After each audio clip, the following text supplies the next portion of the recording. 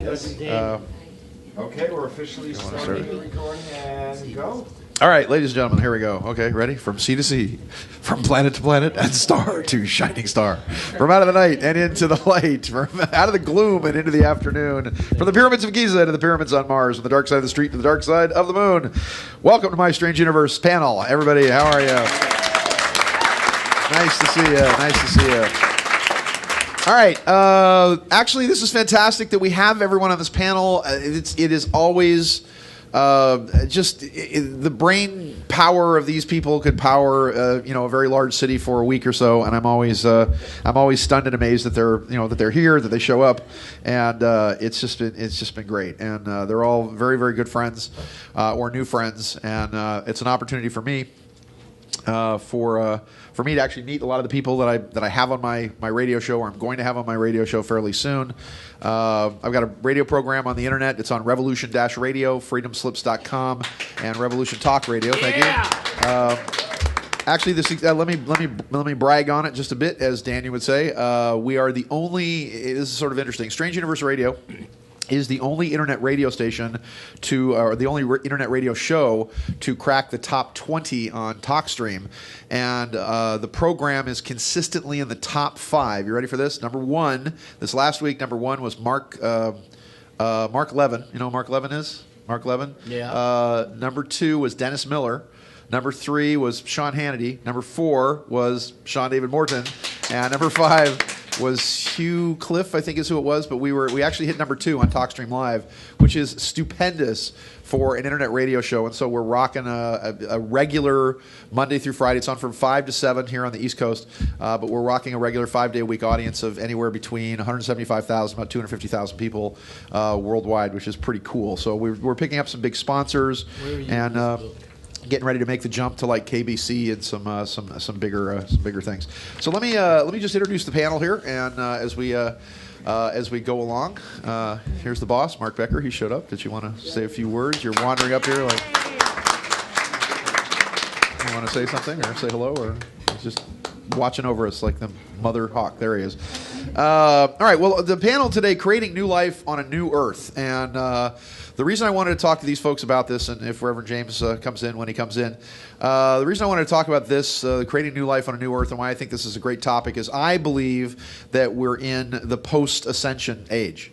And what I think happened, whether you know it or not, even though it was just a bright sunny day and there weren't major catastrophes and there weren't massive disasters and the Earth didn't flip over, and all these people had said the Mayans are wrong. Well, they weren't wrong. What they were talking about specifically, and we've said this, and Daniel's, every person on this panel has talked about this, about the mottos for various civilizations. To the Egyptians, it was as above, so below, as within, so without. To the Greeks, it was know thyself. To the Romans, it was to thine own self be true. For the fantastic civilization of the United States of America, probably the epitaph they will put on our tombstone is "Mo is better." If I just had Mo as something, it'd be better. I just had Mo stuff, more money, more bitches, be better. So that's what they'll put on our tombstone. But the Mayans, or the Maya, should I say, the Maya talked about all is one, life has purpose, God is love. And this is what they saw as the new organization. I've talked about this over and over and over again. All is one means that everybody is interconnected. We're biologically connected to each other. We're chemically connected to the Earth, and we're atomically connected to the galaxy and the universe that we live in. Life has purpose means no matter how many terrible things you've gone through throughout your life, no matter how many low kicks, dirty tricks, and rotten licks you've taken, it means you're in the exact right point in space at the exact right moment in time to be the hero that you need to be. And if God really is love, then that means the prima mobile, the very first thought in the cosmos, is for the greatest and highest good of the life surviving through that cosmos. That's happening. And not only is it happening, but what the Maya talked about was after 2012, that the integration of the right and left-hand sides of the brain, the integration of the female side of the brain, that a veil is going to come off this side of the head, which is going to allow us access to this tool that we've been given that we only use. Well, you people in New York use about 10% of it. In California, we only need about 2%, and that's just to drive, actually. So, because it's always like a nice day in California, man, So, we're just going to put some margaritas in the blender and watch the waves on the beach. So, so that's why it's great to talk about new life on a new Earth, and the transitions that are about ready to happen, because when you transition into a civilization, a society that is based on truth, that is based on the prosperity and the prospering of all the people within that society, you will notice that our civilization isn't exactly based on those ideas and those concepts. Therefore, we're now breaking out of what I call the cotton-picking slave system, if you will, which is what economics is based on, which is what Wall Street is based on, and we're breaking out of oppression. And you're seeing that the dragon is already dead, but that it's flopping its tail in its death throes. So that's what we're going to talk to these wonderful folks about here on the panel. And of course, the great thing about this is, thank you for getting up this early in the morning to come in. And of course, the great thing about this is that a panel is a free form of ideas. I fully expect your questions. I know people in New York are terribly shy and have a really difficult time expressing any opinion whatsoever. So I don't expect you to speak, but I'll poke you with a stick and get you to say something. First off, this lovely lady has become a gigantic hit here in the Expo circuit.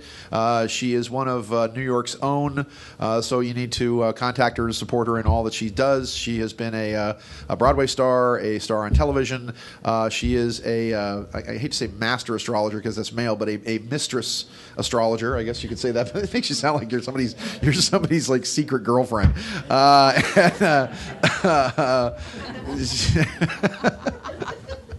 Which reminds me. That doesn't mean you can't be someone's secret girl. That's true. That's true. It reminds me, and actually, I have to insert this here. This is a great California joke. There's a guy who takes his wife to dinner, and he's sitting at this fancy restaurant with his wife, and the wife looks over and says, "Wait, isn't that Bob, your business partner?" And he says, "Yeah." And he goes, "Well, who's that woman he's with? That's not his wife." And he goes, "Oh, well, that's Bob's mistress." She goes, "Oh, really?" And he says, "And I want you to know, Debbie, my secretary, she's my mistress." And the woman says, "Well, I want a divorce." And the man says, "Well, I just want to remind you that you signed a prenuptial agreement, which means I'm happy to give you a divorce. But, I get the house, I get the car, I get the dog, I get the kids, I get the condo, I get everything. And you get a little bit of money and a place in Palm Springs." And she looks over and she goes, "Well, our mistress is much better looking than Bob's." Come on, that's funny. That's a great Beverly Hills joke. That's like the best joke you'll ever hear out of Beverly Hills. So... Anyway, so I'm sorry to insert that into your introduction, but it's she is a fantastic astrologer. She is just one of the greatest minds and one of the greatest people that you'll ever know. And once again, she is New York City's own Diana Brownstone. Thank you, Diana, for being here. Our next wonderful guest on the panel is. I've known her going on, I think, for all the time we've done this expo, which is about 20 years or so, going on with this. She is a world-famous, world-class healer, psychic surgeon, teacher. She teaches amazing classes, everything from teleportation to psychic surgery. She was one of the people that actually introduced me to, and this is the lady, I don't know if I can talk about some of this, but this was the lady that actually introduced me. Did you have your clothes on? Yeah. She actually was she has been a psychic and/or I guess remote viewer for military programs.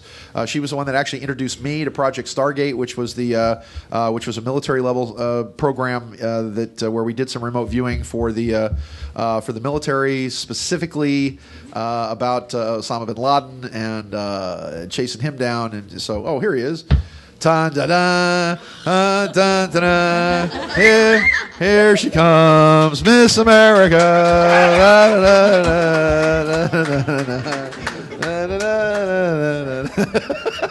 Where are you?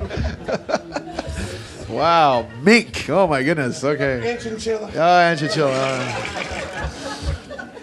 Oh my goodness. Wow. And I just think of all the polyesters that had to die for my slacks to be made. Yeah, okay. Wow. Get down. Gotta kiss myself. Yeah. All right. Well, I'll do him last then. So anyway. So again, a world-class healer, a fantastic psychic, and an amazing person. Introduced me to the military remote viewing programs, which we both participated in for a while, which I think did some good in the period of time when Bin Laden actually died, which is back in 2002 or so. We were instrumental in finding him and blowing him to smithereens, where he probably died in the company of a pair of CIA agents, and now he has a star on the wall in Virginia somewhere. So anyway, again, I hope you see her. Daniel laughs because he knows that's true. I love her. I'm glad she's back at the show. And ladies and gentlemen, the lady, the mistress herself, Star Fuentes. Star Fuentes. Okay, now she's not. Here it says taking Judy Satori's place. Nobody takes anybody's place. She is magnificent and unique in her own right. As people who say to me, "Well, I'm not important," and I say, "Well, I've never met a person who isn't important." So she is New York born, and she's an energy worker. So you need to really pay attention to the people that are based here in New York, and not just carpetbaggers like us that come from California and other places. You need to support them in what they're doing. She's naturally gifted, spirit channel in the light language, very much the same language that Judy Satori speaks, which is made up of frequencies of sound and light, energy words that can heal physically, emotionally, and spiritually. Energy blockages, she clears energy blockages and frequencies, raising the vibration, helping you all vibrate at a higher level. She's an example of how being love and living through your heart can and will help humanity to recognize these gifts and abilities within themselves. Through automatic writing, she has also been given messages to share with humanity from Jesus, the archangels, the Galactic Federation of Star Nations, all of which I believe in, and others. And she will be... and I believe in puppies, kittens, and true love as well.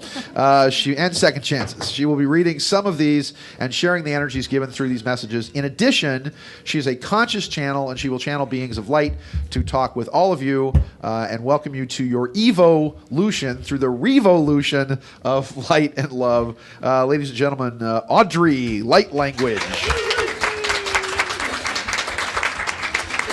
And now, what can I say about this man he already hasn't said about himself?